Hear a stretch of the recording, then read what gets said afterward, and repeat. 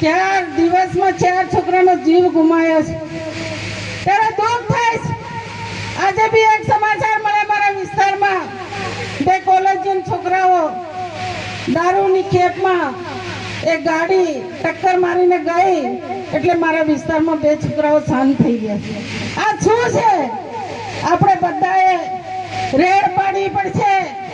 આપણી જિંદગી પૂરી થઈ ગઈ। આપણા યુવાન ભાઈઓ, આપણા યુવાન છોકરાઓ, એનું આપણે બધાએ વિચારવું પડશે।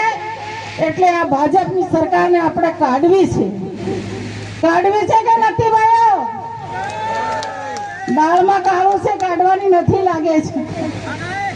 તમારા વિસ્તારમાં પેલા આદિજાતિ મંત્રી આવે છે, એ આઈપીએસ અધિકારી હતો તો એને ભાન નથી। એવા તો મંત્રીઓ બનાવી દીધા છે આ ભાજપની સરકારે। દારૂ પીવાય દારૂ? મંત્રી થઈને આપણને એમ કે દારૂ પીવાય। ભાજપના મંત્રીઓ આપણને દારૂ પીવા કહેતા હોય તો એનો ગૃહમંત્રી તો વધારે હાથમાં દારૂ લઈને ફરતો હશે કદાચ। ફરે કે ના ફરે?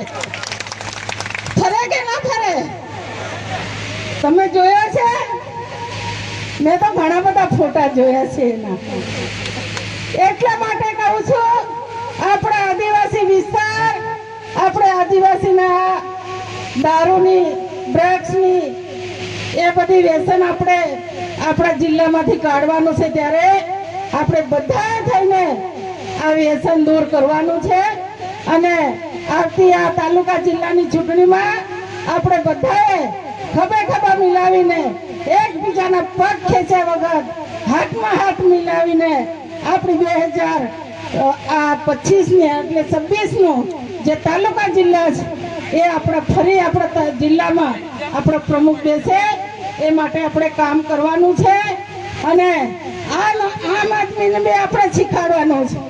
જે લોકોને આમ આદમીમાં અહીંયા પહેલી સાહેબ પ્રભારી હતી ત્યારે મેં બનાવેલા પ્રમુખો આજે આપણી ઉપર બદકારીને જાય છે તો પડે મારા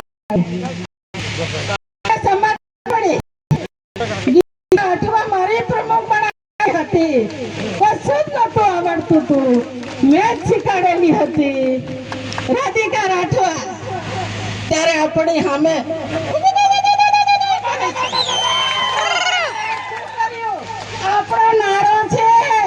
આપણો નારો છે। અમે કહીએ છીએ દાહોદમાં દિવાળી જાય ત્યારે ઠા ખોલો ઢા ઢકો જાજે ભરે માળવે। આવી રીતે આપણે બધાને ભાજપ હોય, આમ આદમી હોય, બાપ હોય, બધાને આપણે કાઢવા પડશે। અને બધાને મારા જોહર, જય આદિવાસી। ધન્યવાદ।